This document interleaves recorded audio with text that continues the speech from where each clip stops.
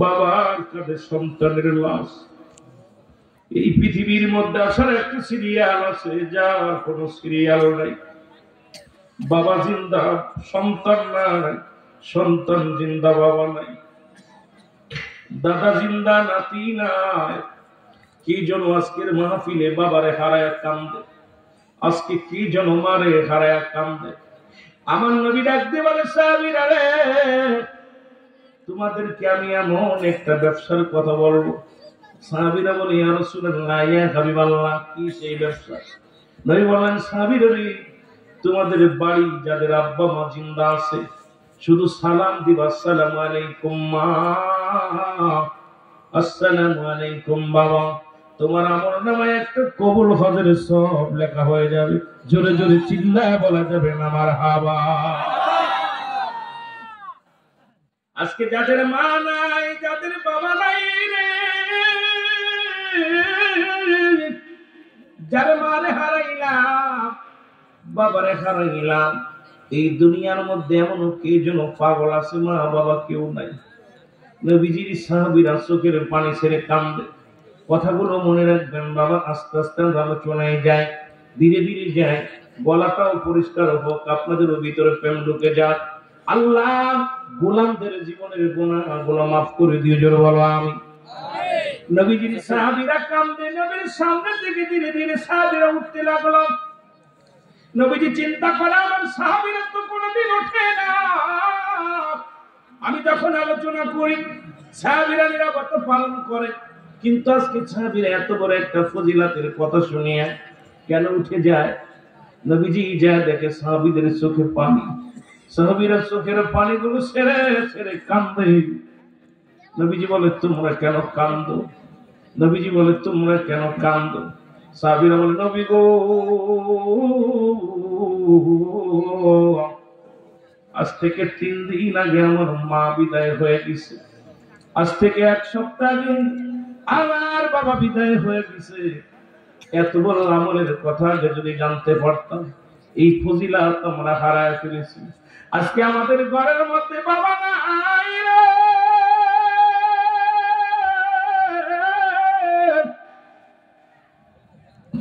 আমাদের ঘরের মধ্যে মা দুঃখিনী নাই। এই আমল থেকে আমরা বঞ্চিত হয়ে গেলাম। নবী কয়, সাহাবীরা রে, তোমরা কি আমার মতো এতিম? আমি নবী মায়ের গর্ভে মাত্র 6 মাস যখন বয়স, আমার আব্বা জান দুনিয়া থেকে বিদায়। যখন 6 বছর বয়স, মা দুনিয়া থেকে বিদায়। যখন 6 বছর 7 মাস যখন আমার বয়স, দাদা আব্দুল মুত্তালিব চিরতরে বিদায়। আমার মতো এতিম কেউ কি আছে? আমার আল্লাহ ডাকতে পারে না, জিবরিল তোরে আছে, আমার হাবিবের চোখে পানি। এই দুনিয়ার মধ্যে যারা মা বাবাকে হারাইছে, তারা যেন এইভাবে আমার কাছে ডাকতে বলে না, রাব্বির হামহুমা কামা রব্বায়ানি সগীরা। বলে, রাব্বির হামহুমা কামা। আল্লাহ নবী ডাকতে বলে, সাহাবীরা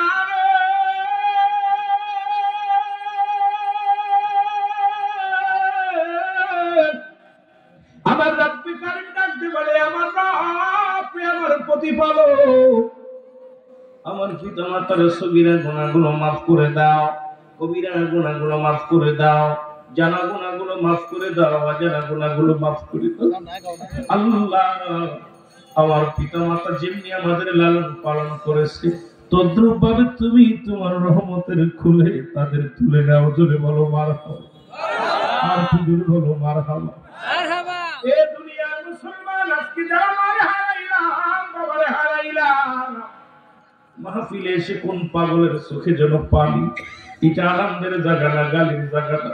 এই জায়গা বসিয়া রিয়াজুল জান্নাত বেহেশতের বাগানে বসিয়া মাওলার দরবারে কাঁদবেন আর বলবেন, আল্লাহ, আদম নবী ভুল করার পর কেঁদেছিল আর বলেছিল, রব্বানা যালামনা আনফুসানা ওয়া ইল্লাম তাগফির লানা ওয়া তারহামনা লানাকুনান্না মিনাল খাসিরিন। এর আদম নবী ডাকতে বলে মালিক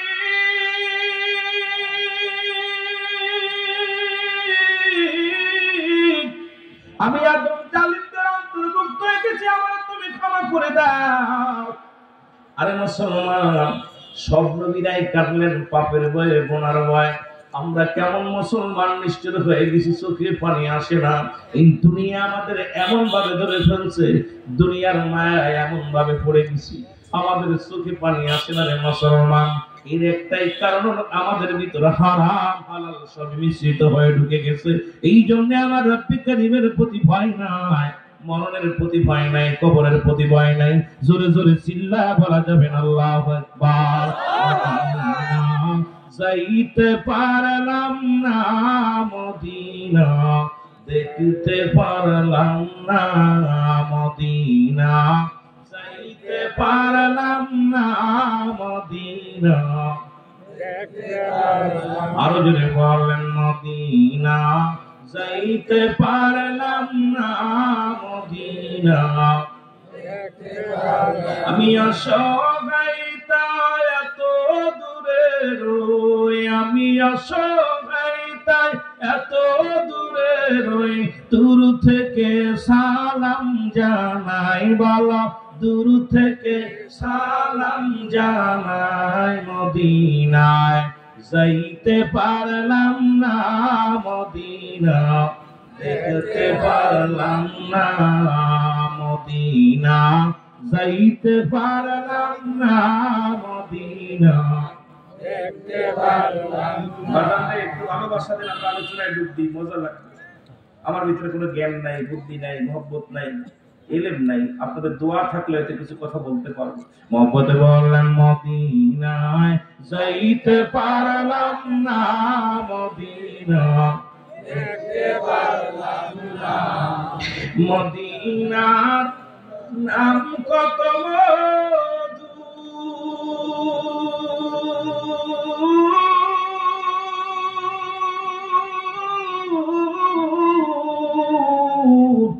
মদিনা আর যে কত দূর, ওই মদিনার পথের ধুলি, ওই মদিনার পথের ধুলি মাখতে পারলাম না রে আমি, যাইতে পারলাম না। আল্লাহ মদিনায় নিয়ে যাই, আল্লাহ মদিনায় নিয়ে যাই। মদিনার মাটি এত সুন্দর, মদিনা দেখতে এত সুন্দর, মদিনায় গেলে চোখ ফিরানো যায় না। আল্লাহ রাসূলুল্লাহর রওজা জীবনে একবার দেখার সুযোগ করে দিও। আজকে যারা মাহফিলে বসেছে গরিবত্ব দূর করে দিও, মদিনার মাটি একবার গায়ে লাগানোর সুযোগ করে দিও। জোরে জোরে চিল্লায় বলা যাবে না আল্লাহু আকবার। যাইতে পারলাম না মদিনা, আরো জোরে বলেন মদিনা, যাইতে পারলাম না মদিনা। আমি অসহায়তা এত দূরে রই, বলো অসহায়তা এত দূরে রই, দূর থেকে সালাম জানাই, বলো দূর থেকে সালাম জানাই। মদিনা যাইতে পারলাম না মদিনা, মদিনার নাম কত সুন্দর,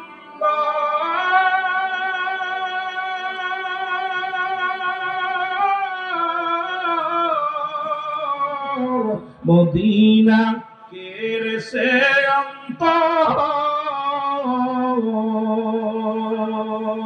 এই গরিব দুঃখের সালাম খানি, গরিব দুঃখের সালাম খানি, পৌঁছাই দিও মদিনায়, বলো পৌঁছাই দিও মদিনায়। মদিনায় যাইতে পারলাম না মদিনা, দেখতে পারলাম। আরো জোরে বলেন মদিনা যাইতে পারলাম না মদিনা,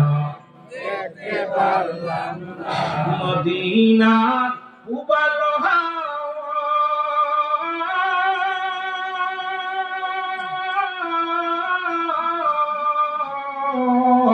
পশ্চিমে কই রাসে ধাওয়া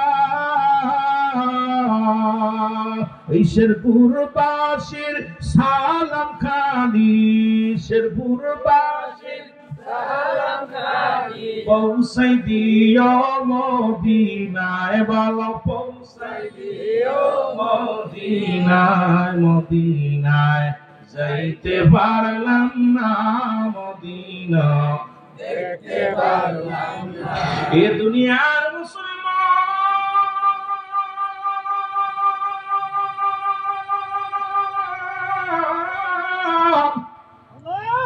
এই জন্য মদিনার কথা বলি নবী লাগবে কবরে নবী লাগবে মিজানে নবী লাগবে ফুলসিরাতে নবী লাগবে আমার কিয়ামতের ময়দানে নবী বিনে কোনো বান্ধব থাকবে না বন্ধু থাকবে না আল্লাহ রাব্বুল আলামিনের হাবিব বিনে মুসলমান শুনে নাও নবী কয় হায়াতি খায়রুল লাকুম আমার হায়াতের জিন্দেগিটা আমার উম্মতের জন্য কল্যাণ স্বরূপ ওরে মুসলমান গভীর মনোযোগ ওলামায়ে کرام যারা আছেন শুনে নাও আবার নবী কয় আমি এই জিন্দেগির মধ্যে আমাকে আল্লাহ পাঠাইছে উম্মতের কল্যাণের জন্য গো আবার নবী কয় দুনিয়া থেকে বিদায় নিলাম ওয়াফাতি খায়রুল লাকুম আমার ওয়াফাতটাও আমার উম্মতের জন্য কল্যাণ স্বরূপ আজকে শরীয়ত তরিকত হাকিকত মারিফত যেখানে তাকাবেন নবীর ভালোবাসার মধ্যে আগে তাকান রে মুসলমান এই রাহমাতুল আলামিনকে ভালোবাসেন কাজে লাগবে আল্লাহর গোলামি করবেন রে মুসলমান সেই নবীর আদর্শ ইসলামের মধ্যে থাকতে চাই কি চাই না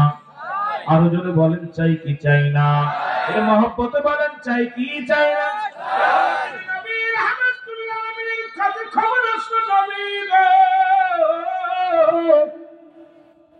ও মায়ার নবী আপনার প্রিয় সাহাবী নাম হলো হযরত আল-কামার রাদিয়াল্লাহু তাআলা আস্তে আস্তে আমরা আলোচনা যাই ধীরে ধীরে আলোচনায় গেলে বুঝতে পারবেন পিতামাতার কথা বলতে বলেছে পৃথিবীর মধ্যে পিতামাতার প্রতি 14টা হক আছে পৃথিবীর মধ্যে জিন্দা থাকতে 7টা হক পৃথিবী থেকে বিদায়ের পরে 7টা হক এই 14টা হক যদি আপনি আদায় না করেন আল্লাহর আদালতে আপনি ধরা পড়ে যাবেন যাদের বাবা মা জিন্দা আছে রে মুসলমান 7টা হক আদায় করতে হবে যাদের মারা গেছে রে মুসলমান তারাও 7টা হক আদায় করতে হবে রে মুসলমান শুনে নাও মোট 14টা হক আদায় করতে হবে জোরে বল আল্লাহু আকবার আর জোরে বল আল্লাহু আকবার নবীজি বলছে তোমাদের পিতামাতা যদি বুড়া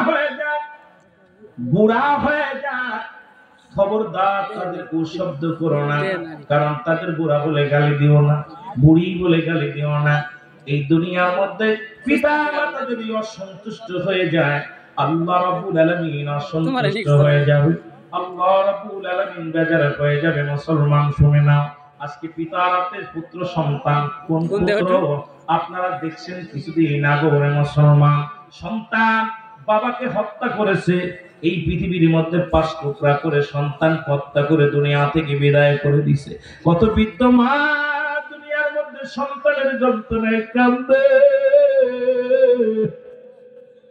নবী বলেছে দুইটা জান্নাতের গেট একটা হলো তোমার মা আর একটা তোমার বাবা এই দুইটা জান্নাত আমাদের ঠিক রাখার দরকার আছে কি না আরো জোরে বলেন আছে কি না আর একটু জোরে বলেন আছে কি না একটা কথা বললে বুঝতে পারবেন গো আমি বলছি আগে ধীরে ধীরে আলোচনায় যাব মহব্বতের কথাগুলো বলবো পিতামাতার কথাগুলো বলবো এই 14টা হক নিয়ে আলোচনা করব বাবা একটু ধৈর্য ধরতে হবে আলোচনার মোড়গুলো আস্তে আস্তে আমরা আগাইবো রাহমাতুল আলামিনের কদমের মধ্যে একজন বৃদ্ধ মহিলা প্রবেশ করলেন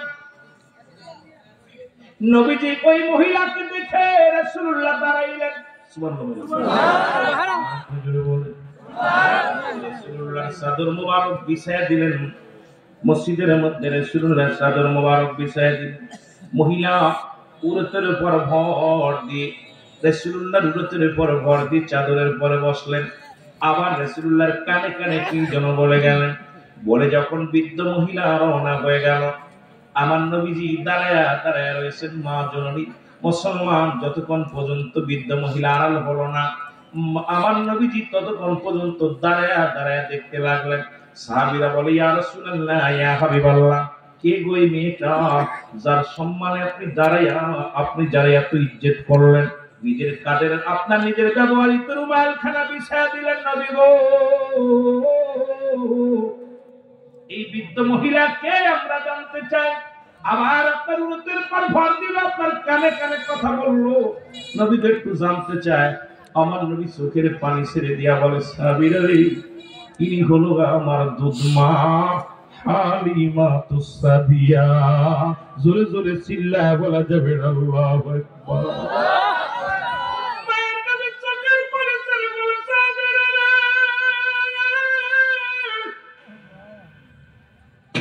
আমি রহমতের নবী রে, এই মহিলা দুধ পান করাইছে, পৃথিবীর মধ্যে আমি তোর ইজ্জত সম্মান শিক্ষা দিতে পারলাম না। আরে যে নবীর তোমরা ভালোবাসো, যে নবীর অনুকরণ করো, সেই নবী দুধমাকে যদি এত সম্মান ইজ্জত করতে পারে, আর আমরা যুবক জন্মদাতা মার সঙ্গে খারাপ ব্যবহার করি, জন্মদাতা বাবার সাথে খারাপ ব্যবহার করি। আমি আপনাদেরকে বলে যাই, পিতা মাতা যদি অসন্তুষ্ট হয়ে যায়, আল্লাহর কসম, তুমি যদি কাবা শরীফের ইমাম হও, বাইতুল মুকাররমের ইমাম হও, আল্লাহর কসম তোমার জন্য জান্নাত হারাম হয়ে যাবে। জোরে বলেন ঠিক কি না? আর কি জোরে জোরে চিল্লায় বলা যাবে না আল্লাহু আকবার। আল্লাহর নবীর সাহাবী বলতেছিলেন হযরত আলকামা রাদিয়াল্লাহু তাআলা, উনি মৃত্যু শব্দে সজ্জিত। নবীজিকে সাহাবীরা বলে, ইয়া রাসূলুল্লাহ, ইয়া হাবিবাল্লাহ, নবী গো,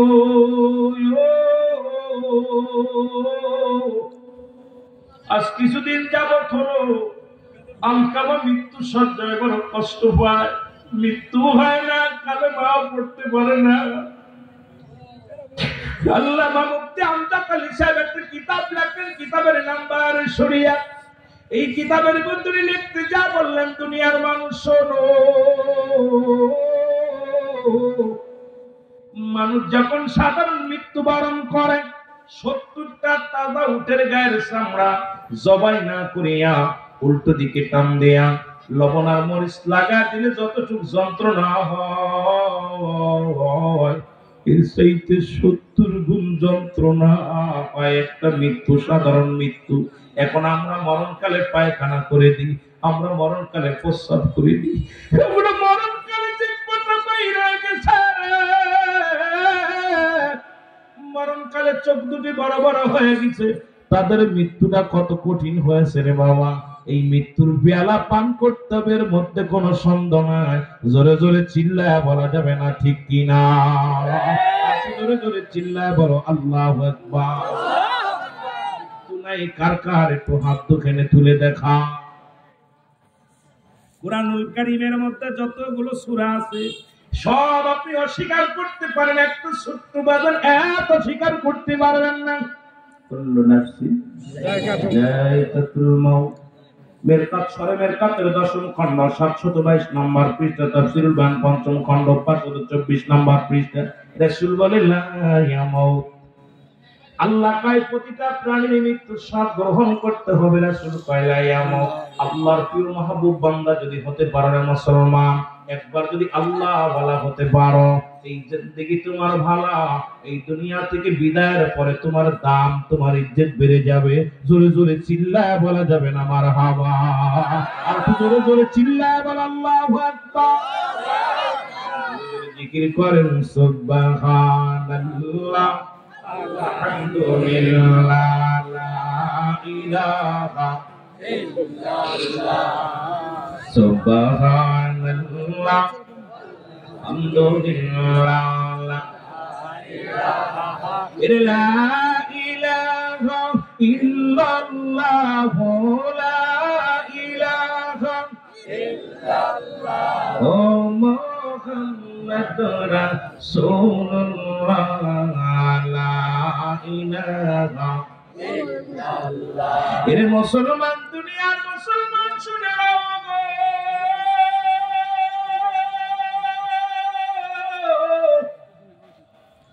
রহমতের নবী খবর শুনিয়া সাহাবীদের বলে, সাহাবীরা রে, তোমরা যাও যাও, আমার আলকামার চারিদিকে বসে বসে কোরআন তেলাওয়াত করো, দোয়া করো, মাগফিরাত কামনা করো। আমার আলকামার জন্য মৃত্যুটা সহজ হয়ে যায়, আমার আলকামা যেন কালেমা পড়তে পারে, তার জন্য মৃত্যু যন্ত্রণা একটু লাঘব হয়ে যায়। নবীর সাহাবীরা তাইয়া চারিদিকে বইয়া কোরআন তেলাওয়াত করতে লাগলেন, দোয়া করতে লাগলেন, কিন্তু মৃত্যু যন্ত্রণা লাঘব হয় না, জানটাও বাইর হয় না, কালেমাও পড়তে পারে না। মৃত্যুর যন্ত্রণা অনেক দেখবেন বিছনায় পড়ে অনেক মুরব্বী মরণ হয় না, কত কষ্ট করে শ্বাস নিঃশ্বাস নেয়। কত মানুষ মরণের চূড়ান্ত পাতা বাইর হয়ে যায়। কত মানুষের মুসলমান চোখ দুটি বড় বড় হয়ে যায়, পায়খানা প্রস্রাব পর্যন্ত করে দেয়। ওই মৃত্যু যন্ত্রণা ওই মুসলমান শুনে না, ওই মৃত্যুর বেলা পান করতে হবে, কিন্তু কালেমাও পড়তে পারে না, মৃত্যু যন্ত্রণাও দূর হয় না, বড় কষ্ট পায়। নবীর কাছে চলে আসেন সাহাবী کرام বলে, ইয়া রাসূলুল্লাহ, ইয়া হাবিবাল্লাহ, আপনার আলকামার তো মৃত্যু যন্ত্রণা যায় না, এই কালেমা পড়তে পারে না, মরণ হয় নাই। আল্লাহর নবী দু হাত তুলে দোয়া করে,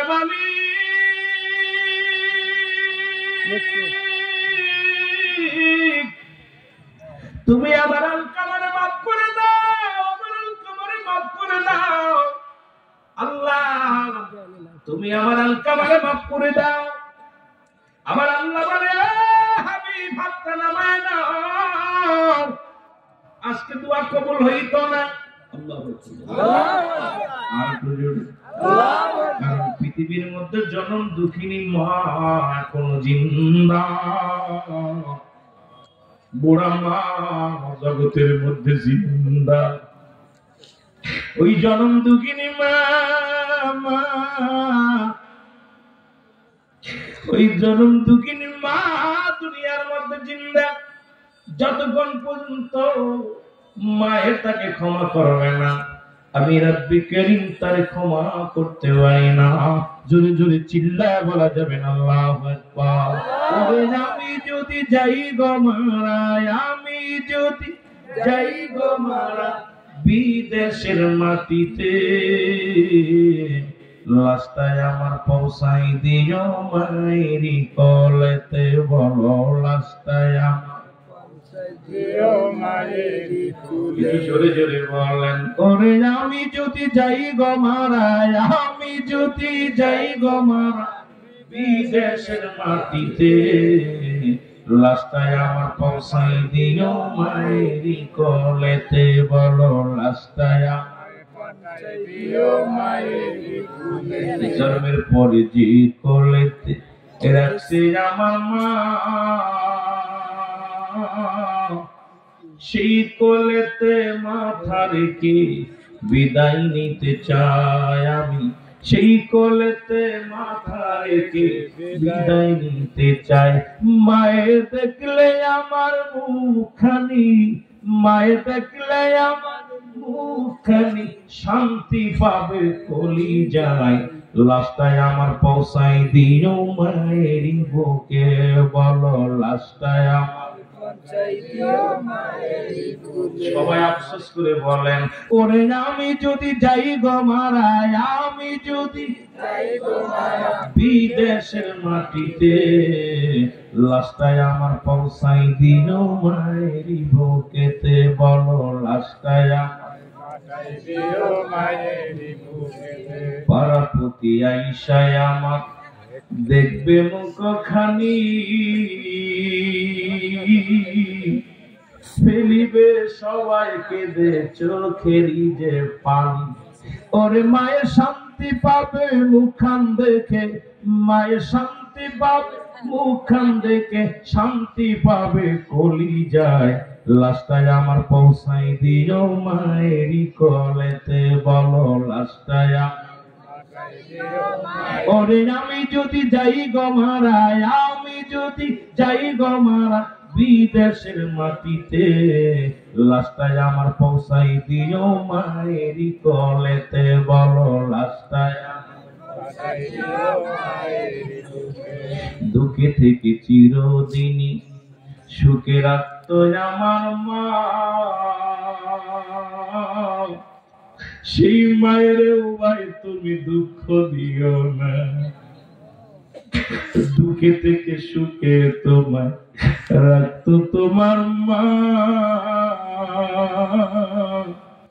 সেই মায়ের দুনিয়াতে দুঃখ দিও না মার লাগলে ব্যথায় অন্তরেতে মার লাগলে ব্যথা অন্তরেতে জাহান্নামী ঠিকানা মার লাগলে ব্যথা অন্তরেতে মার লাগলে ব্যথা অন্তরেতে জাহান্নাম তোর ঠিকানা লাশটায় আমার পৌঁছাই দিও মায়ের কোলেতে বলো লাশটায় আমার এরে আমি যদি যাই গো রে আমি যদি বিদেশের মাটিতে লাশটায় আমার পৌঁছাই দিও মায়ের কোলেতে বলো লাশটায় মা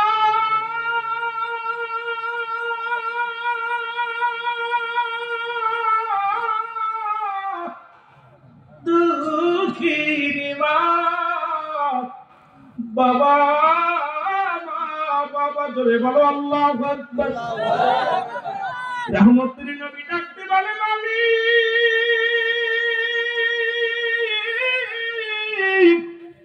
তুমি আমার আলকামারে মাফ করে দাও আল্লাহ ডাক দিয়ে কয় হাবিব আপনার নামায় দাও আজকে কবুল হইতো না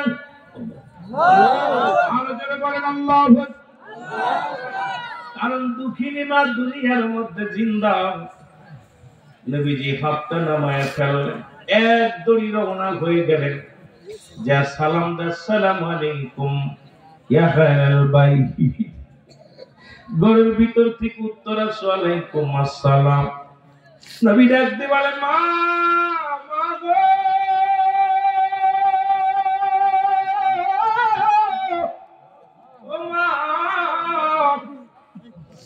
আমার আলকামা কি অপরাধ করেছে একটু জানতে পারিনি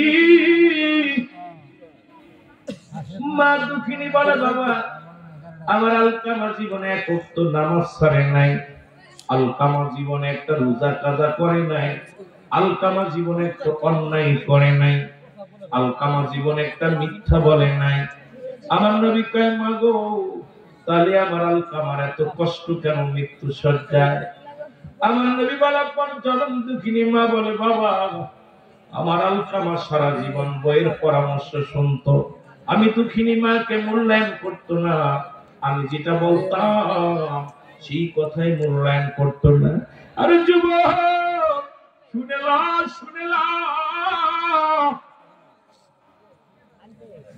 আজকে আমরা হাজার যুবক ভুলটা করি মা বাবার কথা মূল্যায়ন করি না বিবির কথা মূল্যায়ন করি যুবকের বউ মরে গেলে বউ পাওয়া যাবে বউ চলে গেলে বউ পাওয়া যাবে জনম দুঃখিনী মা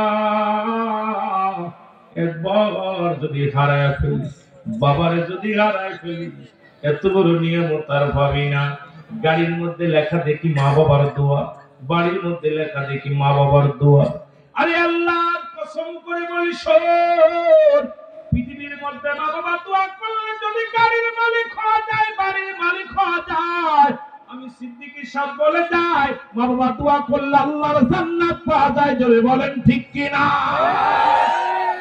এ যুবক বন্ধুরা শুনো দেখতে বলে নবী গো আমার আলকামা সারা জীবন বোর পরামর্শ অনুযায়ী চলতো আমার কোনো কথা শুনতো না কথা রাখতো না আজকে দেখি অনেক যুবক ও যুবক শুনে নে আমাদের আজাদির পিতা ইব্রাহিম আলাইহিস সালাম নামটা জানা আছেনি কোথায় রাখি ওয়াজ মনে রাখবেন নামটা কি জাতির পিতার নাম কি আরো জোরে বলেন নামটা কি ইব্রাহিম আলাইহিস সালামের ছেলের নাম হলো হযরত ইসমাঈল আলাইহিস সালাম একটু মনে রাখবেন বাবা ইসমাইল নবী বিয়ে করলো। ইসমাইল নবী শাদী করছে। শাদী করার পর ইসমাইল নবীর বাড়িতে গেছে ইব্রাহিম আলাইহিস সালাম। যদি বলা যাবে না মারহাবা, আর একটু যদি বলেন মারহাবা। এবার আস্তে আস্তে চলে গেছেন ইসমাইল নবীর বাড়িতে। সালাম দিছে, আসসালামু আলাইকুম আলাল বাইত। ঘরের মধ্যে কাজ শুনি, উত্তর আলাইকুম আসসালাম। কে? আমি ইব্রাহিম। বলে মারে আমি ইব্রাহিম। কেন আসছেন? আমার ছেলে আসেনি। বলে না, সবাই তোয়াজটা জানে না, এই জন্য বলে যায়। দেখতে বলে মারে আমার ইসমাইল কোথায় গেছে? আমি জানি না। তাই মারে ইসমাইল কোথায় গেছে জানি না। বাবার মনে কষ্ট লেগেছে। দেখতে পায় মা আমি চলে যাচ্ছি, আমার ছেলে যখন বাড়ি আসবে তাকে বলবা সেজন্য ঘরের চৌকাঠটা না বদলায়, চৌকাঠ যেন বদলায় ফেলে। ইসমাইল নবী বাড়ি আসছে নবীদের সঙ্গে, নবীদের কালে। এবার নবীজি ইব্রাহিম আলাইহিস সালাম চলে আসার পর ইসমাইল আলাইহিস সালাম ঘরে ফিরছে। ডাকতে কয় বিবির একটু আইছিল নি? কইছিল তোমার আব্বা আইছিল, তো বসতে দিছিলে না? বাবারে কিছু খাইতে দিছিলেন না? বাবা কি বলে গেছে? কয় বাবা যাওয়ার সময় একটা কথা বলে গেছে, সেজন্য সে বলে গেছে ইসমাইলের বিবিরে তোমার ইসমাইল যখন বাড়ি আসবে আমার ইসমাইলকে বলবা ঘরের চৌকাঠটা যেন তাড়াতাড়ি বদলায়। বিবির কথা শুনিয়া ডাকতে ইসমাইল নবী ডাকতে কয় বিবি তৈরি হয়ে নাও, আর দেরি নয়, যা আছে পোশাক গোছায় নাও। একটা মিনিট আর তোমার সাথে সংসার নাই। তোমাকে 1 তালাক, 2 তালাক, 3 তালাক, 22 তালাক। জোরে জোরে চিল্লায় বলা যাবে না আল্লাহু আকবার। আর একটু জোরে বলেন আল্লাহু আকবার। এই ইসমাইল নবী তালাক দিয়ে দিয়েছে বিবির সঙ্গে সঙ্গে। আর আমাদের যুবকরা যদি পাইতো কথা করব, কথা শুনে না, তাই ভালো না লাগলে ভেগে যাও। জোরে বলেন ঠিক কিনা? আর সরকার তো আইন দিছে 18 বছর আর 22 বছর লাভ ম্যারেজ করে চলে গেলে কোনো গার্জিয়ান লাগবে না। কিন্তু আমার নবী তার অনুসরণ করেন। তার বাবা আব্দুল মুতালিব বিয়ে করেছিল গার্জিয়ানের অনুমতি নিয়ে। আব্দুল মুতালিব বিয়ে করেন নাই, আব্দুল্লাহ বিয়ে করেন। আব্দুল মুতালিবের বুড়া কয় আমার বাবার ভাই আছে, বাবা আছে, অনুমতি ছাড়া বিয়ে করতে পারবো না। আমার নবীজি উম্মে খাদিজার বিয়ে করেছিল ওই মুসলমান গার্জিয়ানের অনুমতি নিয়ে। আর আমার যুবকরা বিয়ে করে এখন সুন্দরী পুজুরি পাইয়া, আর এই সুন্দরী পুজুরির প্রেমে পড়িয়া মা বাবার দেখতে পারে না, মারে খাইতে দেয় না, পড়তে দেয় না, বুড়া বুড়ি হয়ে যায়। জোরে জোরে চিল্লায় বলা যাবে না ঠিক কিনা?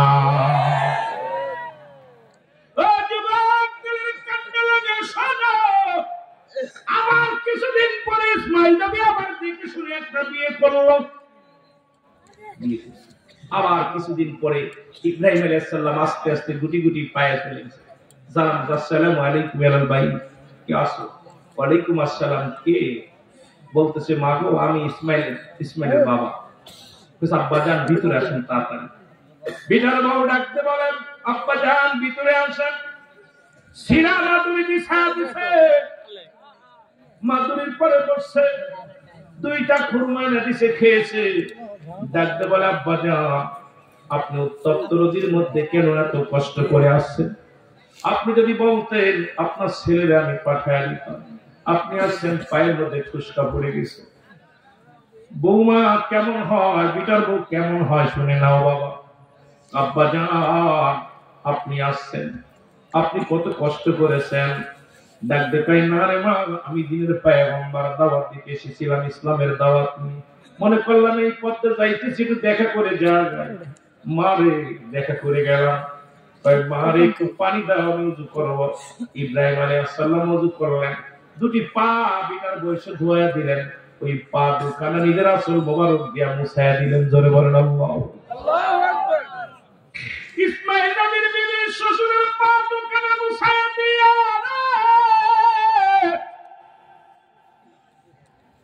এবার ইব্রাহিম নবী 2 রাকাত নামাজ পড়ে দোয়া করে দেবার সময় লাগতে বলে ইসমাইলের বিবি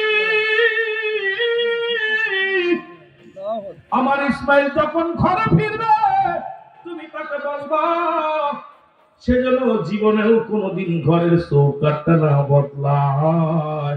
জোরে জোরে চিল্লায় বলা যাবে না সুবহানাল্লাহ।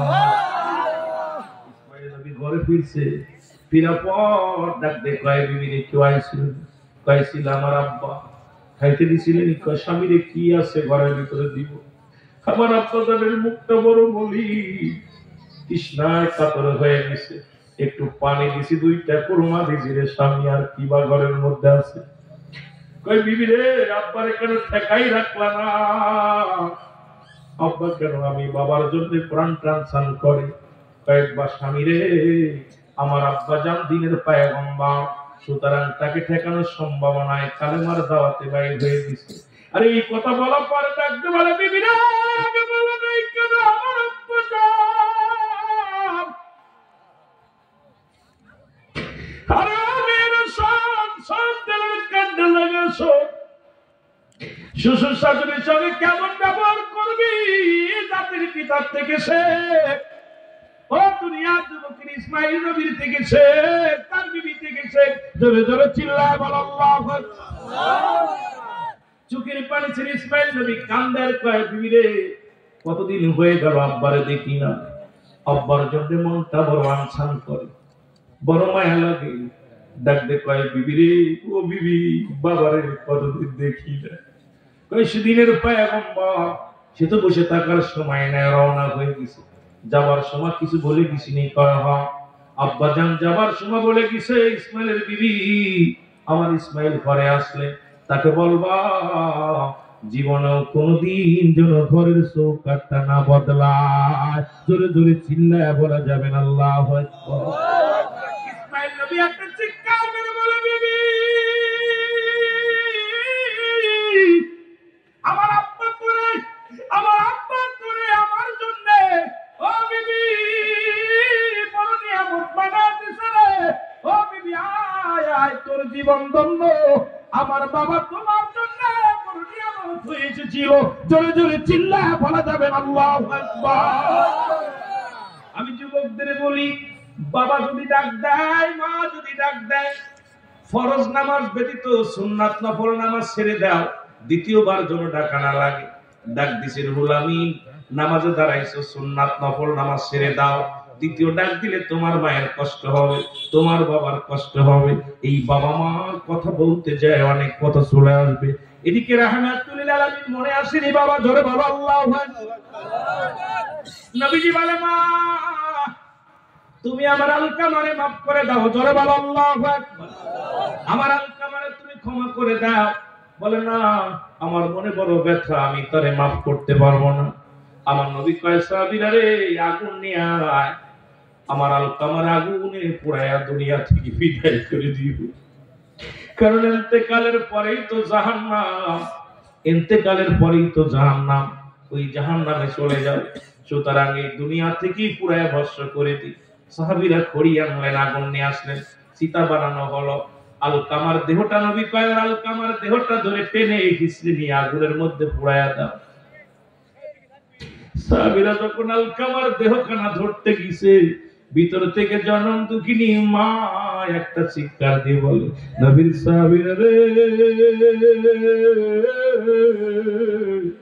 আমি জনম দুঃখিনী মা। নবীর সাহাবীরা রে আমি জনম দুঃখিনী মা। আমি মায়ের সামনে আমার কলিজার টুকরোর গায়ের মধ্যে আগুন দিস না রে। আমি আমার জনম দুঃখিনী মা, আমি আমার সন্তানের পোড়াতে সহ্য করতে পারবো না।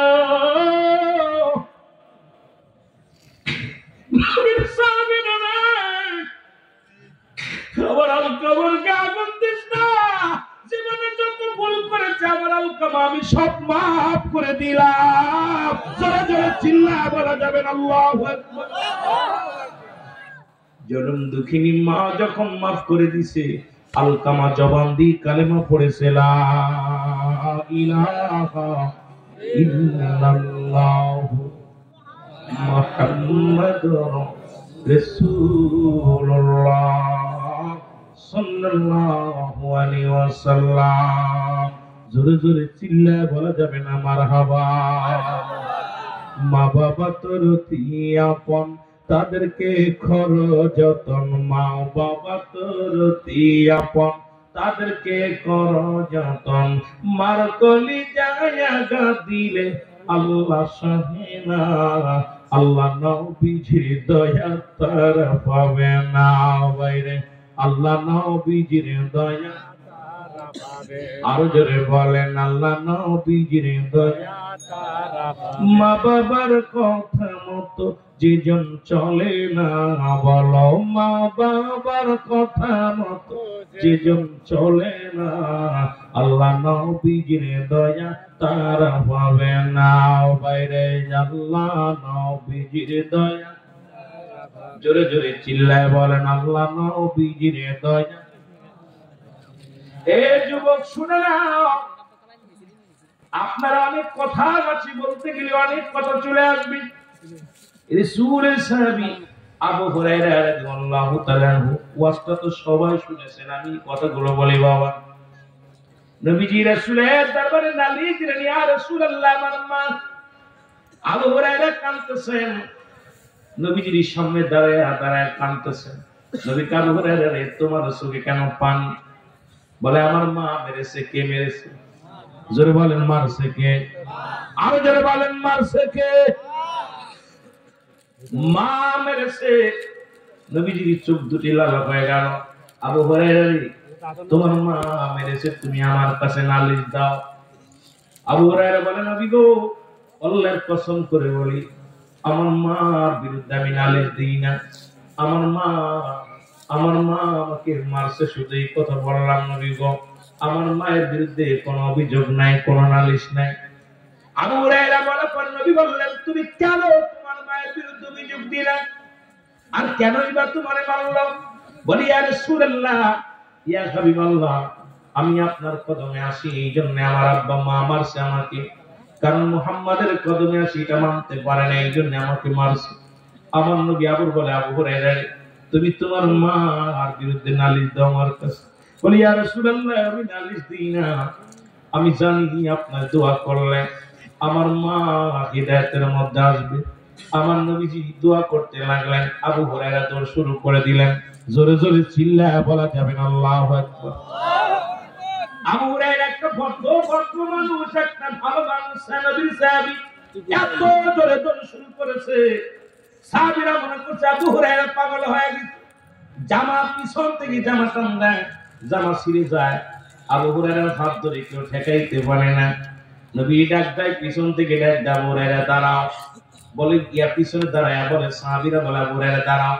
দাঁড়ায় গেছে, এত জোরে দৌড়াইয়া পিছনে পিছনে নবীর সাহাবীরা দৌড়ে আসলেন।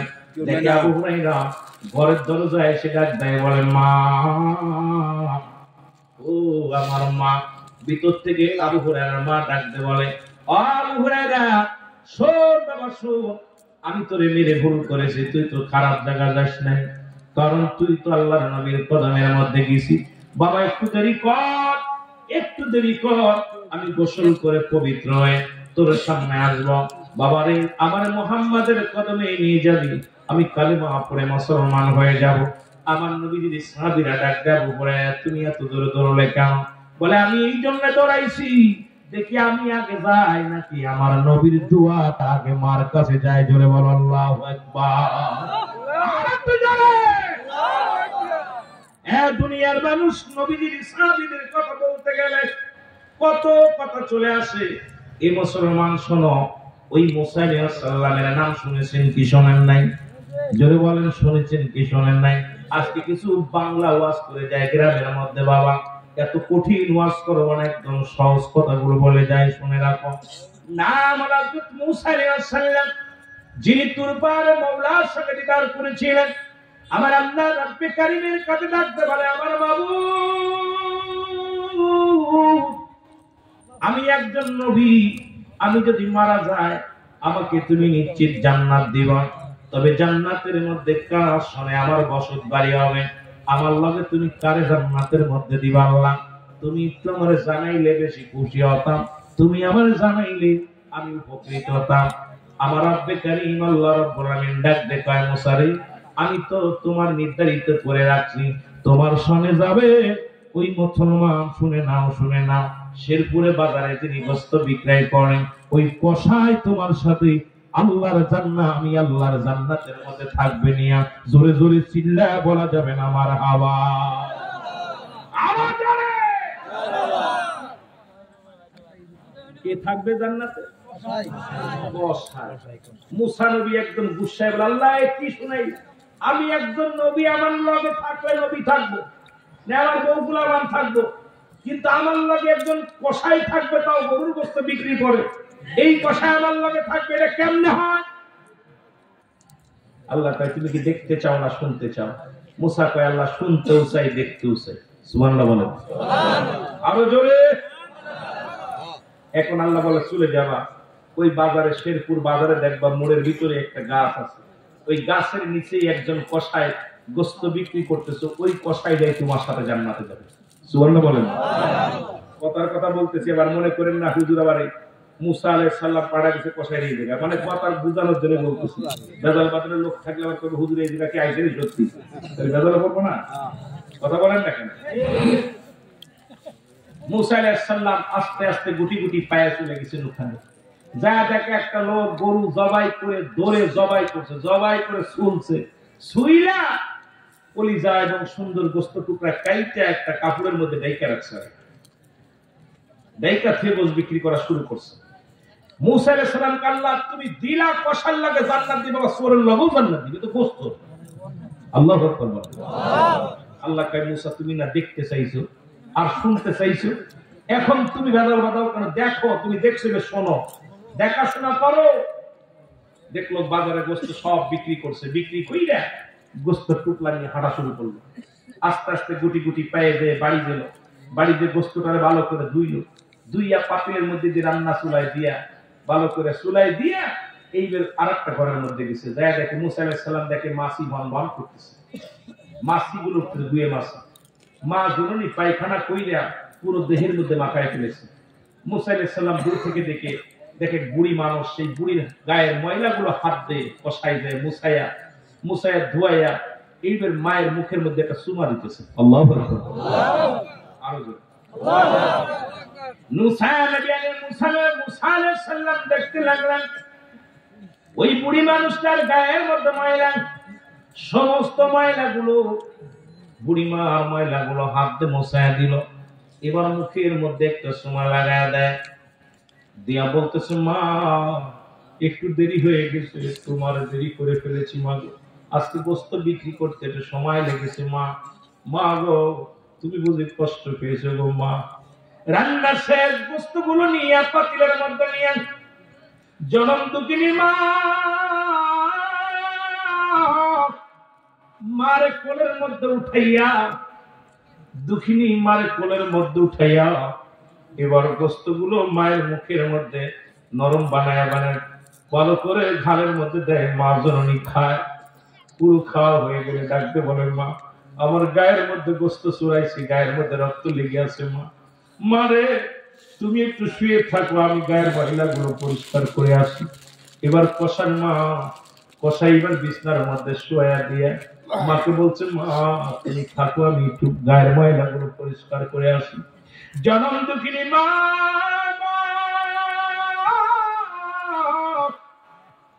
হাত উঠা দিয়ে বলে রব্বে কারীম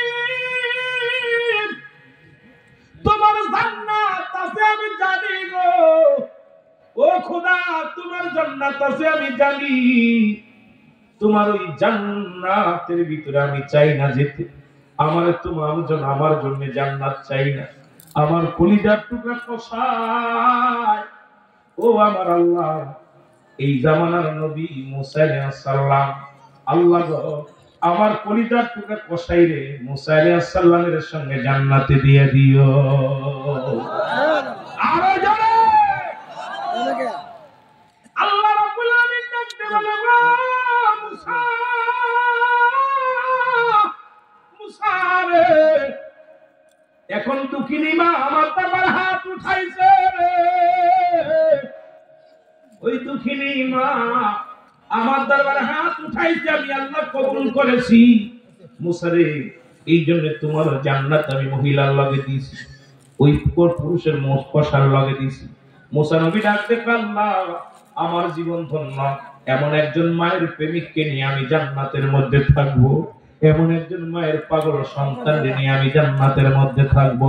আল্লাহ তুমি আমার, আল্লাহ তুমি আমারে কবুল করে নাও, কারণ আমার জীবন ধন্য, এমন একজন মায়ের প্রেমিককে নিয়ে জান্নাতের মধ্যে থাকতে পারবো। এরে মুসা আলাইহিস সালাম ডাকতে আল্লাহ আমি কসাইকে পেয়ে বড় ধন্য, এইজন্য মায়ের দোয়া আল্লাহ কবুল করেছে। এ মুসলমান শোনো, মায়ের দোয়ায় দুনিয়ার মধ্যে আল্লাহর ওলি হয়ে যায়, মায়ের দোয়ায় আল্লাহ পাক জান্নাত নসিব করে দেয়। মায়ের দোয়া, মা বাবার দোয়া বিফলে যেতে পারে না। জোরে জোরে বলেন ঠিক কি না? আর একটু জোরে জোরে চিল্লায় বলা যাবে না আল্লাহ।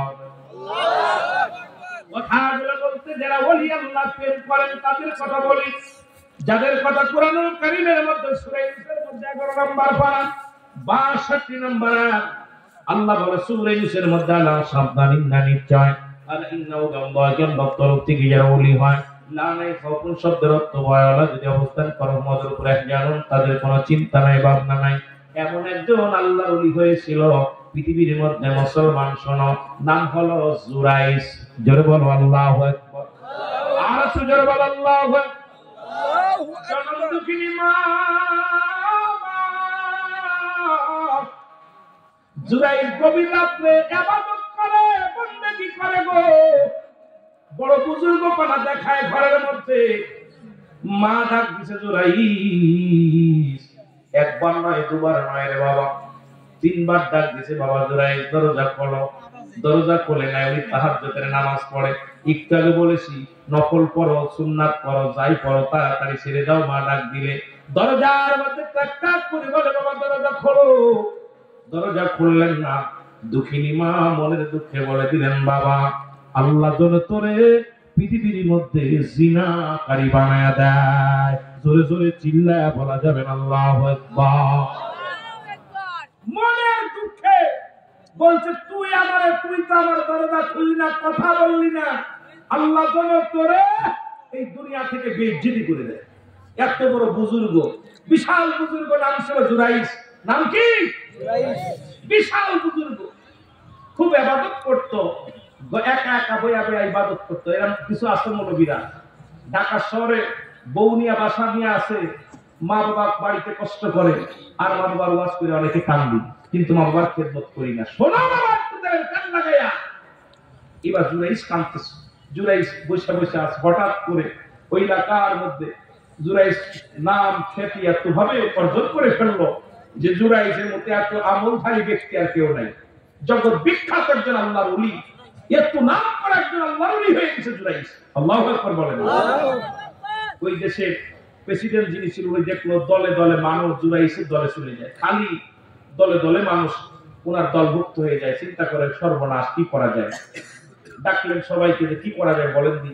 সবাই তো জুরাইসের সুনাম করে, আর আমার মহল্লায় বাস করে আমার পূজা এইরকম দিনের দাওয়াত দিতেছে, ওকে কিভাবে সাইজ করা যায়? এ বাবা একটা মেয়ে বললো এটা কোনো ব্যাপার না, আমি দেখবো। রাখাল, এ মুসলমান রাখালের সঙ্গে পরামর্শ করে, রাজার রাখাল পরামর্শ করে 2 মেয়ের সাথে গর্ভবতী হলো।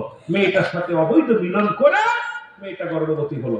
এইবার জুরাইসকে সাইজ করার জন্য নালিশ দিল। গর্ভবতী 1 মাস যখন হয়ে গেছে বয়স, মেয়ের গর্ভে 1 মাস, তখন লোকজনের বলাবলি করা শুরু করলো, কিন্তু অবিবাহিত মেয়ের গর্ভে সন্তান, ঘটনাটা কি? ভালো করে হলেন, এই ওয়াজটা টাইমে পেতে গেলে 2 ঘন্টা লাগবে, আমি অল্প সময়ের মধ্যে মেলা ওয়াজ করে দিব। কথা বুঝেন? এই মেয়েটা তো বিয়ে হয়নি, স্বামী নাই, ওর গর্ভে সন্তান দিল কে? মেয়েটাকে ডাকা হলো, এ মেয়ে ঠিক আছো? তোমার গর্ভে সন্তান কে দিছে বলো? বলে হুজুর আপনারা দরবেশ ভাবেন, ভালো ব্যক্তি ভাবেন, ওই বদমাইশটা ওই জঙ্গলের মধ্যে ঘর বানাইয়া যিনি ইবাদত করে, ওই জুরাইস আমার এই সর্বনাশ করেছে, আমার এই গর্ভে সন্তান দিয়েছে। উনি ডাকলেন, এই কোথায় আছো রাজা? প্রজারা শোনো, উজির নদীর কোথায় আছো? তাড়াতাড়ি আসো, ওকে গ্রেফতার করে ধরে নিয়ে আসো। ওই ভণ্ড মৌলবী দাঁড়িয়ে ওনার ডাক নিয়ে আসো। ধরে আনা হলো। ধরে আনা হলে ওনাকে গ্রেফতার করা হলো।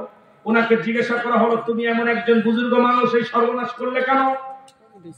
হুজুর আল্লাহর কসম করে বলি আমি ওনাকে চিনি না, আমি জিনা তো দূরের কথা, মেয়েটার চেহারা কোনোদিন দেখি নাই। আল্লাহু আকবার বলেন। আল্লাহু আকবার। আরো জোরে বলেন।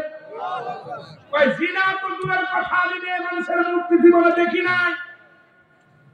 মেয়ের বলতেছে, মেয়ে তোমার গর্ভে সন্তান কেটেছে। কয় আল্লাহর কসম করে বলি ওই হুজুর দিছে। কোন দিয়ে আমার যদি কোনো মেয়ে যদি আপনার দোষারোপ করে বাঁচার মতো কোনো পথ আছে? কথা বলেন, পথ আছে? বাঁচার মতো কোনো পথ নেই। মেয়ের পক্ষে সবাই নেই। এখন যদি আমি একটা মেয়ে এসে আমার বলে যে ভাই রুহুল আমিন সাহেব আমাকে বাড়ি আসে আমার হাত ধরছে, আপনারা সবাই আমার পিটাবেন, কয় মেয়ের কথাই সত্য। যেরকম ঠিক কিনা?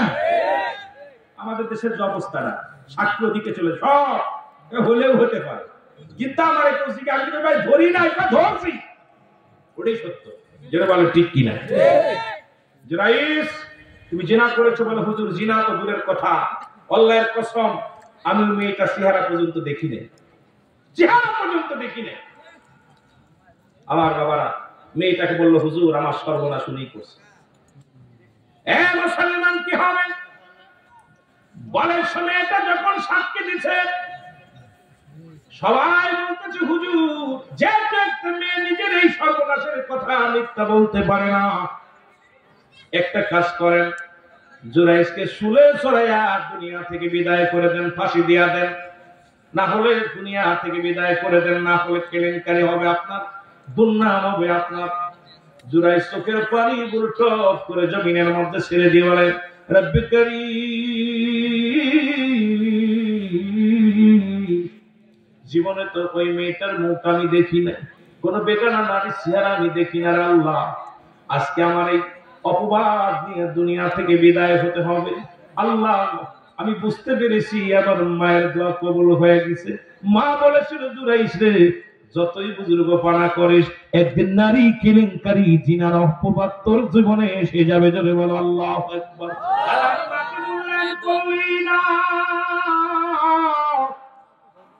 আমি মার প্রতি গুরুত্ব দিলি না, এমন একটা দিন আসবে যেদিন রে তুই নারী কেলেঙ্কারি মাথায় নিয়ে মৃত্যুবরণ করবি। মনে পড়ে এর কান্না কাটি শুরু করে দিচ্ছে। জুরাইস ও জুরাইস, যেহেতু তোমার ফাঁসি হবে, তোমাকে হত্যা করবে, একটা উপায় বলে দাও। তুমি বলে দাও ওই সন্তান যেদিন দুনিয়ার মধ্যে আসবে সন্তানই প্রমাণ করে দিবে ওর বাবা কিনা। সেই কটা দিন যেন তোমাকে জেল হাজতে রাখা হয়, সেই কটা দিন তোমাকে যেন জিন্দা রাখা হয়, না হয়তো তুমি এই কলঙ্ক নিয়ে দুনিয়া থেকে বিদায় হয়ে যাবে। যদি নিষ্কলঙ্ক হতে চাও তাহলে দাবি করো যে আমাকে জীবন ভিক্ষা দাও। যতদিন পর্যন্ত নারীর গর্ভে থেকে সন্তান দুনিয়ার মধ্যে ভূমিষ্ঠ না হয় ততদিন পর্যন্ত তুমি তোমাকে যেন গারদে রাখা হয়। জুরাইস ডাকতে বলে হুজুর আপনার আমার ফাঁসি দিবেন, আমার কোনো দুঃখ নাই, মৃত্যুদণ্ড দিবেন কোনো দুঃখ নাই, তো মরার আগে একটা দাবি করব, যদি আপনারা পারেন দাবিটা পুরো করবেন। সেই দাবিটা হলো ওই নারীর গর্ভে থেকে সন্তান যতদিন ডেলিভারি না হয় ততদিন পর্যন্ত আমাকে আপনারা জেলখানায় বন্দী রাখেন, আমাকে আপনারা মৃত্যুদণ্ড দিয়েন না। ওই নারীর সন্তান যেদিন দুনিয়ার মধ্যে আগমন করবে ওই সন্তানই বলে দিবে ওর জন্মদাতা পিতাকে। জোরে জোরে চিল্লায় বলা যাবে না মারহাবা। ঠিক আছে, ঠিক আছে। রাজা তো সব ইতিহাস জানে কি করছে, উনি তো সব জানে। নিয়ে গেছে জেলখানায় 1 মাস 2 মাস 3 মাস 10 মাস 10 দিন পূর্ণ হলো, দুনিয়ার মধ্যে সন্তান ডেলিভারি হলো। জোরে বলেন আল্লাহু আকবার। আরো জোরে। সন্তান দুনিয়ার মধ্যে ভূমিষ্ঠ হলো, লোকজনে ভিড় জমালো। আল্লাহর কিয়ামতে ছুটে যাবে গো, বন্ডামি ছুটে যাবে। একদিনের বাচ্চা কেমনে কথা কয়? ঈসা ইবনে মরিয়মের মা, মরিয়ম ছিল ঈসা নবীর মা, শিশু কোলে থেকে কথা বলেছিল, দুনিয়ার মানুষ বলেছিল অপায়া। তখন ঈসা ইবনে মরিয়মের পুত্র ঈসা আলাইহিস সালাম বলেছিল দুনিয়ার মানুষে আমার মা পুত্র পবিত্র, আমার রব্বি কারীম পারে বিনা বাপেও সন্তান দিতে পারে কি পারে না? জোরে বলেন পারে কি পারে? আরো জোরে বলেন পারে কি পারে না? একদিন শিশু জন্ম নিয়ে কথা বলেছিল ঈসা নবী, মারহাবা বলা যাবে, আর জোরে বলেন মারহাবা বলা যাবে। এরা মুসলমান বিশাল মিলায়োজন করা জুরাইসকে শুলে চড়ায় মারা হবে, কারণ জুরাইস মিথ্যা বলেছে। মিথ্যা মহিলা একটা মহিলার গর্ভে সন্তান দিয়েছে, এর অপরাধের বিনিময়ে জুরাইসকে হত্যা করা হবে, হত্যা করা হবে। জুরাইসকে এইবার সামনে নিয়ে আসা শুল বানানো হলো, শুলে চড়ে তাকে হত্যা করা হবে। এবার জুরাইস সামনে ডাক দিয়ে সবাই বললেন, রাজা বলতেছে, ও ভালো বলো তোমার আব্বা কি কথা কয় না, কথা কয় না। লোকজন কয় তোর আব্বা কিনা কথা কয় না। জুরাইস চোখের পানি ছেড়ে কান্দার বলে, আল্লাহ আজকে বুঝি আর বাঁচার মতো বিপাস করার উপায় নাই। ওরে এতদিন এই 7-8টা মাস জেলখানায় ছিলাম, তোমার ডাকতে ডাকতে চোখে ঘা বানাই ফেলেছি, কানতে কানতে চোখে ঘা বানাই ফেলেছি। তুমি রব্বে কারীম, ইজ্জত সম্মান সবকিছু তোমার হাতে। আমি জুরাইস এত কান্না কানলাম, এই ফরিয়াদ যদি তুমি কবর না করো আল্লাহ, আমি কি জবাব দিব আল্লাহ? আমি জিনাকারী হয়ে মৃত্যুবরণ করব। সারা পৃথিবীর আলেমদের কলঙ্ক হবে, সারা পৃথিবীর আল্লাহর ওলিদের কলঙ্ক হবে। তুমি আমার জিনাকারী বানায়া দুনিয়া থেকে নিয়ে যাও আল্লাহ। এই কষ্ট আর কোথায় বলবো? আজকে তুমি ছাড়া আমার কেউ নাই রে বন্ধু। ও আল্লাহ তুমি দয়া করো। জোরে জোরে চিল্লায় বলা যাবে না আল্লাহু আকবার। এর জুরাইস এবার ইলহামের মাধ্যমে ডাকতে বলে, জুরাইস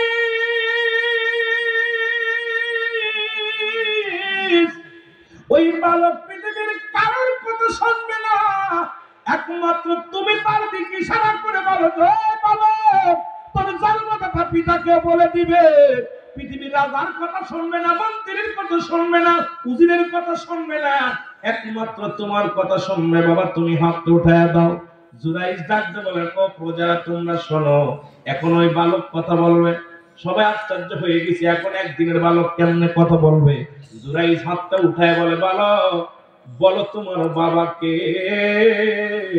বালক ডাকতে বলো, উপস্থিত জনগণ শোনেন, আজকে যাকে আপনারা দোষারোপ করেছেন আল্লাহর ওলি জুরাইস, উনি আমার মার সঙ্গে কোনোদিন দেখা হয় নাই।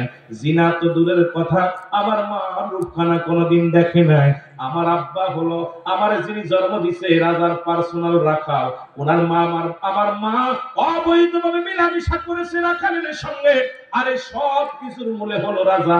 সুতরাং আল্লাহর ওলি জুরাইস নিষ্পাপ নিষ্কলঙ্ক বলেই মারা গেছে। জোরে জোরে চিল্লায় বল আল্লাহ।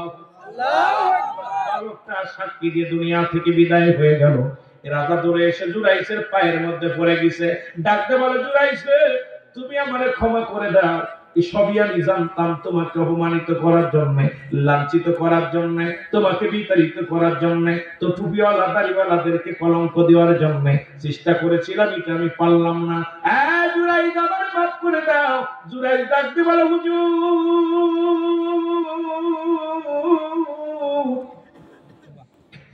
আজকে আমার দোষ, আমার মায়ের উপর দোলে, আমার দুঃখিনী মা, আমি জীবনে আর কিচ্ছু চাই না। আমার জনম দুঃখিনী মা ঘুমায় আছে, আমি জীবনে আর কিছু চাই না। ওই মায়ের অভিশাপে আমি আজকে কলঙ্ক হইলাম। যতদিন বেঁচে আছি আমার মায়ের কবরের পাশে কেঁদে কেঁদে মাপ চাবো। আমার মা যদি কবর থেকে মাফ করে দেয়, আমি জুরাইসের জীবন ধন্য। তাই এত বড় কলঙ্ক আমার মাথার উপরে। ওদিন যদি আমার মায়ের ডাকের সাড়া দিতাম রে, ওদিন যদি আমার মায়ের ডাক শুনতাম, এই পৃথিবীতে আমি এত কলুষিত হইতাম না, লাঞ্ছিত হতাম না। সুতরাং ও পৃথিবীর মানুষ শুনে নাও, আল্লাহর ওলি জুরাইস বলে, আপনাদের কাছে আমি দাবি করি রাজ্য চাই না, বাড়ি চাই না, আমি ওই জঙ্গলেই বাস করব, আর আমার দুঃখিনী মার কবরটা আমি জিয়ারত করব। এই জন্য মা বাবা মারা গেলে, যাদের আব্বা মা মারা গেছে হাত দুখানা তোলেন, যাদের আব্বা মা নাই আরো জোরে বলেন, একটু হাত তুলে বলেন আল্লাহু আকবার। আর একটু জোরে বলেন আল্লাহু আকবার। আমার সাথে পড়েন, রব্বির হামহুমা কামা রব্বায়ানি সগীরা। আরো জোরে জোরে বলেন, রব্বির হামহুমা কামা রব্বায়ানি সগীরা। মহব্বতে বলেন আল্লাহু আকবার। এ দুনিয়ার মানুষ জিকির করেন লা ইলাহা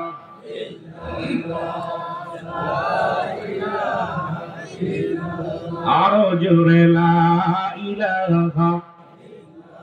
এ যুবক শুনে নাও, শুনে নাও, যাদের আব্বা মা নাই, মারা গেছে, তাদের 7টা হক আগে আমি আপনাদেরকে বলে যাই। 14টা হকের মধ্যে 7টা হক হলো দুনিয়া থেকে বিদায়ের পরে। তার মধ্যে 1 নাম্বার হলো মা বাবার জন্য মাগফিরাত কামনা করা। জোরে বলেন মারহাবা। আরো জোরে বলেন মারহাবা। একটু জোরে জোরে বলেন মারহাবা। আমার দেশের কিছু মুনাফিক আলেম আছে, তারা কয় হাত উঠানো যাবে না, দোয়া করা যাবে না, মারা গেলে দোয়া করা যাবে না। মুফতি শফিক আহমেদের এ বাদান যারা দেওবন্দের আলেম আছেন, যারা কওমি নিসাবের আলেম আছেন, ও মুসলমান শুনে নাও, মুফতি শফিক আহমেদের লেখা ফতোয়ায়ে দেওবন্দের প্রথম খণ্ড 33 নম্বর পৃষ্ঠা, এখানেও লেখা দেখলাম, মুসলমান মা বাবার যদি দুনিয়া থেকে নামাজ পড়ে 5 ওয়াক্ত নামাজ পড়ে জিয়ারত করে সর্বলা আল্লাহর দরবারে 2টি হাত উঠাই দোয়া করা উত্তম মুস্তাহাব। জোরে বলেন মারহাবা। আর জোরে বলেন মারহাবা। 1 নম্বরে তাদের জন্য মাগফিরাত কামনা করা। জোরে বলেন আল্লাহু আকবার। আর জোরে বলেন আল্লাহু আকবার। আপনারা বেশি বেশি মাগফিরাত কামনা করবেন গো, কারণ দুনিয়া থেকে চলে গেলে মা বাবা ঋণ শোধ হবে না। মা বাবার ঋণ কোনোদিন শোধ করার সম্ভব নয়। বাবারে এই দুনিয়ার মধ্যে গায়ের চামড়া দিয়ে যদি মা বাবার জুতা বানায় দাও, কোনোদিন ঋণ শোধ হবে না। এই জন্য মা বাবার জন্য বেশি বেশি কি করবেন? মাগফিরাত কামনা করবেন। 2 নাম্বার হলো মা বাবার জন্য সওয়াব পৌঁছানো। জোরে বলেন মারহাবা। কি পৌঁছানো? সওয়াব। জোরে বলেন কি পৌঁছানো? আমার কথা বলতেছি না, দলিলের কথা বলি। নবীজি কি বলছে একটু জেনে নাও, আল্লাহর বিধান কি বলে। 2 নাম্বার তাদের জন্য মুসলমান কি করো, 2 নাম্বার হলো তাদের জন্য সওয়াব পৌঁছানো। সওয়াব পৌঁছাতে রাজি আছেন কিনা? জোরে বলেন পৌঁছাতে রাজি আছেন কিনা? 3 নাম্বার মুসলমান তাদের সাথী সঙ্গে আত্মীয়স্বজনদের সঙ্গে আর সাথী সঙ্গে আত্মীয়স্বজন যারা আছে তাদের সম্মান করতে হবে। তাহলে তোমার মা কবরে শান্তি পাবে, তোমার বাবা কবরে শান্তি পাবে। বাবার আত্মীয়, মার আত্মীয়স্বজন যারা আছে তাদের সম্মান করবা, তাজিম করবা। যারা বাবা মা মারা গেলে আরো বেশি বেশি তাদের সম্মান করবা, তাদের আদর করবা, ভালোবাসবা। সম্মান করলে আমার মা বাবা, আপনার মা বাবা সবাই কবরে শুয়ে শুয়ে শান্তি পাবে। জোরে বলেন মারহাবা। আর একটু জোরে বলো মারহাবা। একটু জোরে জোরে চিল্লায় বলা যাবে না মারহাবা। 3 নাম্বার মুসলমান সাথী সঙ্গী আত্মীয়স্বজন যারা আছে তাদের সাহায্য করা লাগবে। যদি তাদের আব্বা মার কোনো বন্ধু বান্ধব থেকে থাকে, মায়ের আত্মীয় থাকে, অনেকের বাবা মা মারা গেলে বাবার বন্ধু থাকে, বাবার অনেক বন্ধু বান্ধব থাকে, মায়ের অনেক বান্ধবী থাকে, তাদের যদি গরিব থাকে তাদের সাহায্য করতে হবে, সহযোগিতা করতে হবে। যখন ওই আপনার এই মুরব্বী আত্মীয়স্বজন যখন খুশি হয়ে যাবে, তারা হাত উঠায় দোয়া করবে আল্লাহর দরবারে, আপনার মা বাবা সুখে থাকবে কবরে। জোরে বলেন মারহাবা। জোরে বলা যাবে না মারহাবা।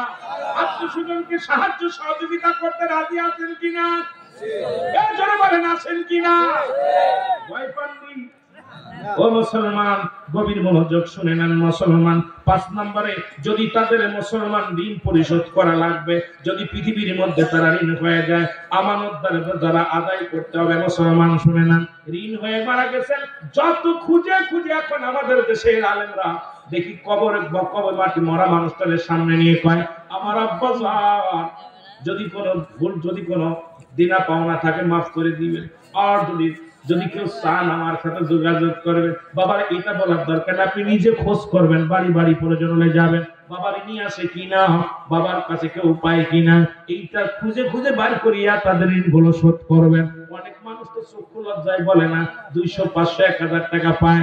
আপনার জানা আছে বাবা আমার অমুকের সাথে চলতো, এবার যাই বলবেন চাচা জান আমার আব্বা কি কোনোদিন আপনার কাছে কিছু নিয়েছেন? যদি বলে বাবার 500 টাকা নিয়েছিল, তাই মাফ করে দিলাম, দরকার নেই বাবা ইলন। যদি তৌফিক থাকে আপনি দিয়া দিবেন, তাদের ঋণগুলো শোধ করবেন। জোরে জোরে চিল্লায় বল আল্লাহু আকবার। আল্লাহু আকবার।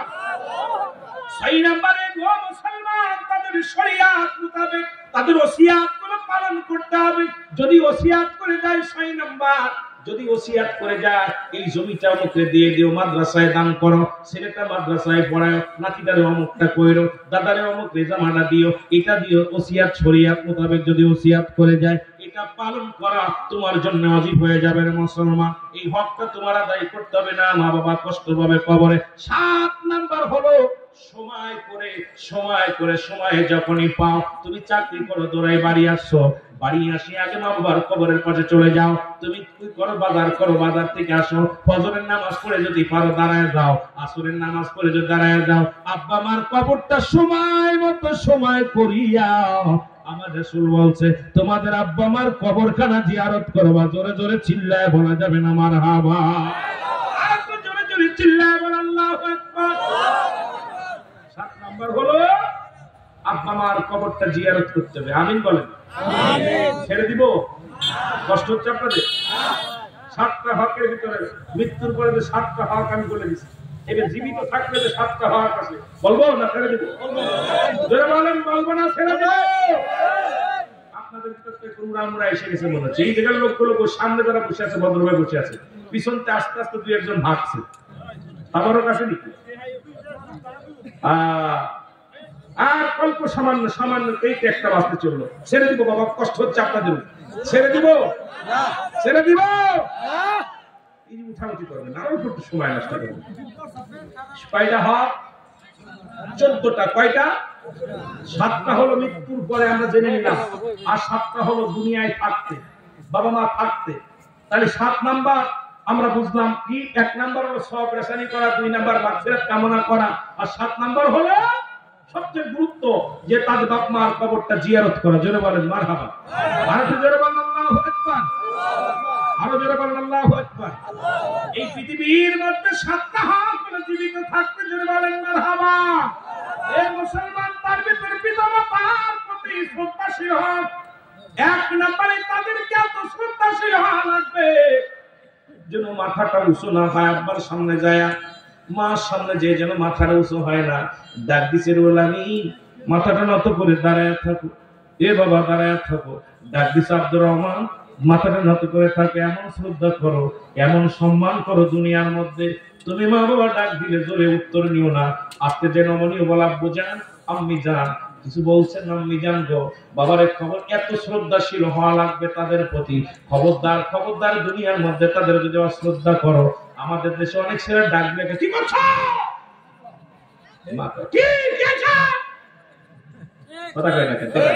খবরদার খবরদার, তাদেরকে শ্রদ্ধাশীল হও, তাদের শ্রদ্ধা করো, সম্মান করো, তাজিম করো।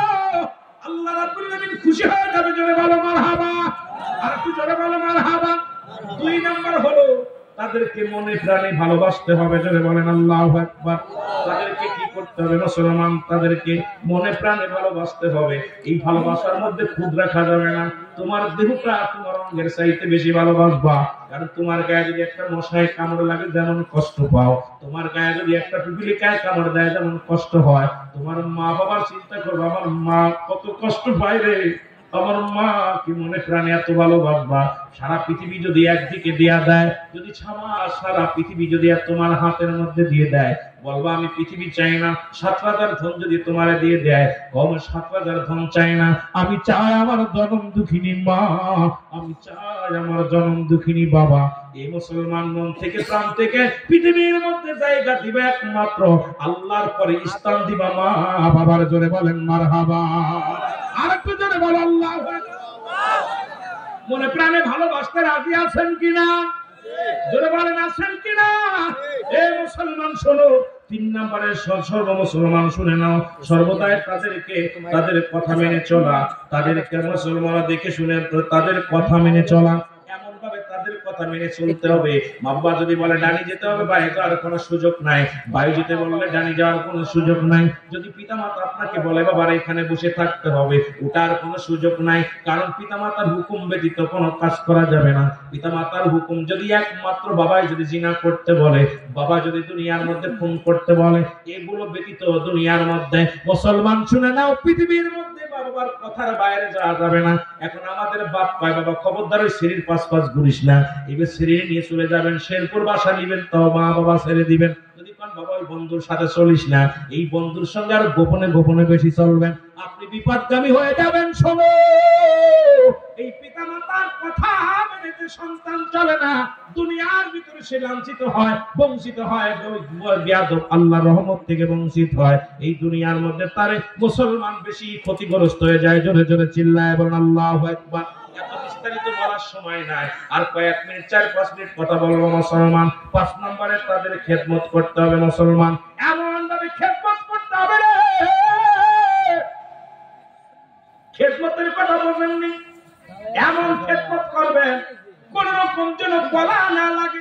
চোখের ইশারায় কি লাগবে তোমার বাবার, তোমার মায়ের কি লাগবে রে মুসলমান। এই যে শীতের দিন আসছে, তুমি গরম পানি করে দাও, বউরে বলো আগে গরম পানি করে আমার মার কাছে নিয়ে যা, আগে তাড়াতাড়ি আমার বাবারে দে, এবার বিছনাটা গরম করে দে, আমার মা বাবা না শোয়া পর্যন্ত আসবে না, মায়ের পায়ের মধ্যে তেল ডলে দাও, বাবার পায়ের মধ্যে তেল ডলে দাও, বাবার বিছনাটা বানায় দাও, বাবার খাবারটা গরম করে দাও, মার খাবারটা গরম করে দাও। এমন খেদমত করবো মা বাবার। বাবা মা যতক্ষণ পর্যন্ত আরাম উ শব্দ করে তুমি বিছনায় পিঠ লাগাও না, বাবার কাছে যে বসো, বাবার কাছে যে বসো। আরে কত যুবক আছে মা বাবার কাছে কষ্ট করে শীতের দিনে, পড়া পড়া মনেও না, শান্ত পাওয়া যায় না।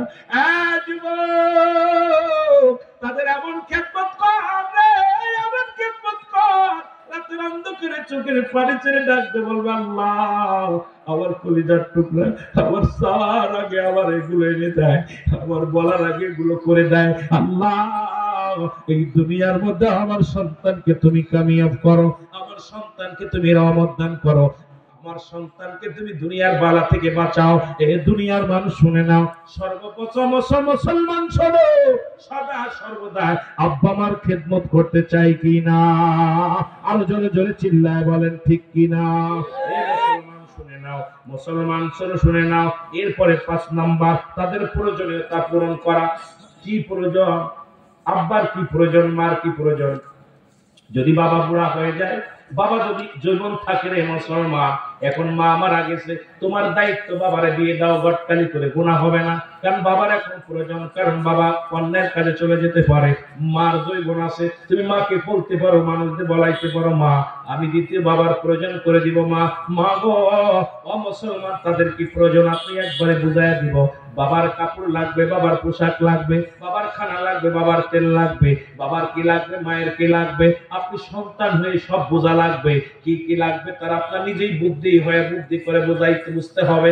আমার আব্বা আমার কি প্রয়োজন আমার জানতে হবে। বাজারে যাচ্ছেন আপনার মা পান খায়, একদিন পান আগে কেনেন। বাজারে যাচ্ছেন আপনার আব্বা জানে একটু মিষ্টি পছন্দ করে, আগে কিনে ব্যাগের ভিতরে রাখেন। বাবারে বাবা মা কি চায়, এবার মা তাদের প্রয়োজনীয়তা কি, বারবার জিজ্ঞেস আব্বা গো আপনার কি দরকার, ও মুসলমান মা গো তোমার কি দরকার। তাদের প্রয়োজনীয়তা যখন পুরা করবেন, আল্লাহর আদালতে হাত উঠায় দিবে, আমার আল্লাহ রাব্বুল আলামিন আপনার আমার উপরে খুশি হয়ে যাবে। জোরে জোরে চিল্লায় বলেন মারহাবা। এ মুসলমান শুনে নাও, শুনে নাও। 6 নাম্বার হলো তাদেরকে সব সময় সুখে শান্তিতে রাখতে হবে, কোন রকম কষ্ট দেওয়া যাবে না। যদিও না খেয়ে খাবার নাই, মা বাবা খাইতে চাই না, যদি বাড়িতে যাওয়ার সময় একবার বলা বাজান আমি বাবারে যাই, বাবা গো তুমি কি চাও, বাবার মনে এত শান্তি লাগবে রে, এত মায়া লাগবে, মার কি প্রয়োজন রে বাবারে। মুসলমান শুনে নাও, তাদের প্রয়োজনীয়তা পূরণ করা। মুসলমান শোনো গো ও মুসলমান, তাদের সুখে শান্তিতে রাখতে হবে। মুসলমান সুখে শান্তিতে রাখার চেষ্টা করতে হবে।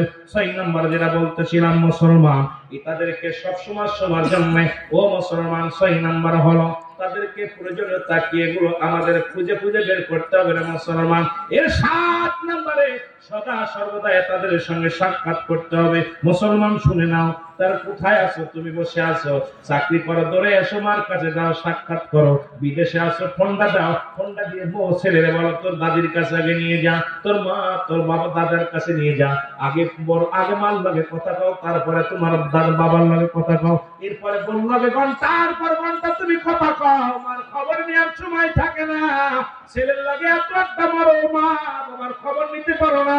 রাসূল বলছে সব সময় তোমার মা বাবার খবর নিতে হবে। ও মুসলমান, সদা সর্বদাই খবর নিতে হবে। তুমি এক শব্দ করে বাড়ি আসছো, আগে তোমার ছেলের সামনে আগে আমার মা কোথায়, বাবা কোথায়, আগে মা বাবারে খোঁজ করে কথা বলো। 1 মাস পরে বিদেশ থেকে আসছো, আমি আগেই বলছি তুমি বিদেশ থেকে কল দিছো, বাড়ি বাজারে গেছো, ফোনটা দিছো, আগে বলো তোর দাদির কাছে দে, তোর দাদার কাছে দে, আব্বা গো তোমার কি দরকার, মা গো তোমার কি দরকার। যারা জীবন তোমার মা বাবার কাছে দোয়া চা লাগবে না, ওই মা বাবা তোমার জন্য হাত উঠায় দোয়া করবে। জোরে বলেন মারহাবা। আর একটু জোরে জোরে চিল্লায় বলা যাবে না আল্লাহু আকবার। এই 14টা হকের বিষয় নিয়ে বিস্তারিত আলোচনা করলে আরো 2 ঘন্টার দরকার। আমি শুধু নিয়মটা বলে দিলাম যে আপনারা বাড়িতে যাচ্ছেন, এখন বাড়ি যাবেন। 3 শ্রেণী মানুষের দোয়া কবুল হয় না, তার মধ্যে 1 নম্বর হলো পিতামাতার নাফরমানি সন্তান। নামাজ, রোজা, হজ, যাকাত যা করবেন সব বরবাদ। আপনি বাড়িতে যাবেন, আব্বা মার পা ধরায় ধরবেন, মার পা ধরায় পড়ে থাকবেন, বল মা গো তুমি মার মাফ করে দাও, আব্বা গো মাফ করে দাও। পৃথিবীর যদি বাঁচতে চাও, দুনিয়া আখিরাত দুইটাই কামাই করতে চাও, পিতামাতার দোয়ার প্রয়োজন। জোরে বলেন ঠিক কিনা? আপনি এই পিতামাতার জন্য কথা বলছেন, এই চিন্তাধারা আপনার ভিতর থাকা লাগবে। জোরে বলেন আমিন। আরো জোরে বলেন আমিন। এরপরে 2 নাম্বার হলো এতিমের মাল ভক্ষণকারী, যারা এতিমকে ঠগায়। 3 নাম্বার হলো গীবাতখোর। গীবাতখোর এই 3 শ্রেণীর দোয়া আল্লাহ কবুল করেন না, আল্লাহ রাব্বুল আলামিন এদেরকে ক্ষমা করে না। পৃথিবীতে লাঞ্ছিত হয়, আখিরাতেও তাদের লাঞ্ছিত করা হবে। জোরে বলেন আল্লাহু আকবার। আর একটা কথা বলছে ভাইজান, হিংসার কথা।